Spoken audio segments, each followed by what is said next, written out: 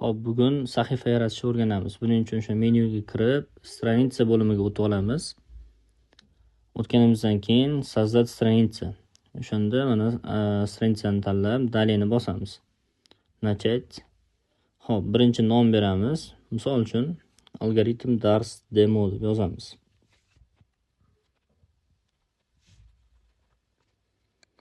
Xo'p, endi kategoriya tanlaymiz, ya'ni ta'lim bizniki aytaylik, учебное заведение.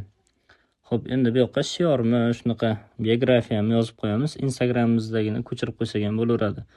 Biznesingizga qarab, stranitsani nomini ham o'zingiz tanlayverasiz. Xo'p, stranitsamiz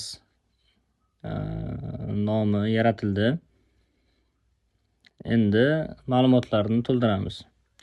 Sayt so'raydi bizdan. Biz saytimiz yo'q, shuning uchun любой sayt qo'yib qo'ysak ham bo'ladi. Mana bu yerga raqam qo'yamiz.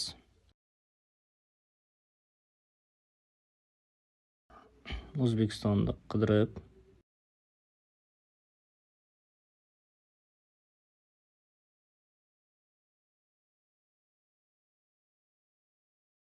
raqamimizni kiritib qo'yamiz.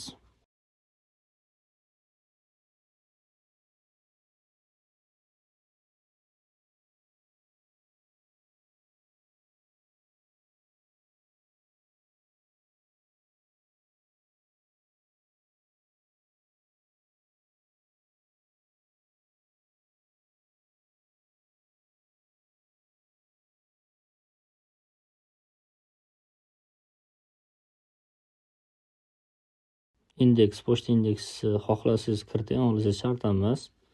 Endi profilga rasm bilan orqasiga obloshka tanlaymiz. Men ixtiyoriy rasm qo'yib qo'yaman, chunki bu testli formatda. Mana rasm qo'yildi. Endi obloshka tanlaymiz.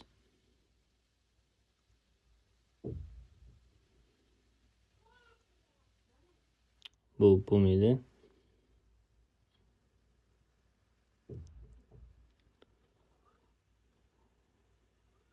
Xo'p, yo'q. Mana shuni tanlaymiz.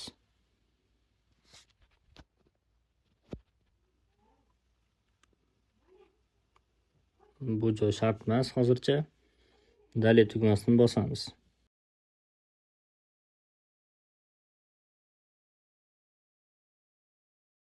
Endi bu joylarni o'tkazib yuborsak bo'ladi. WhatsApp ular deydi, boshqa qiladi. Bular hammasini o'tkazib yuboramiz. Mana bizni sahifamiz tayyor.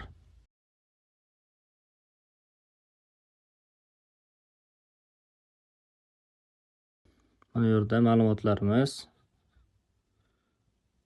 hammasi ko'rinib turadi.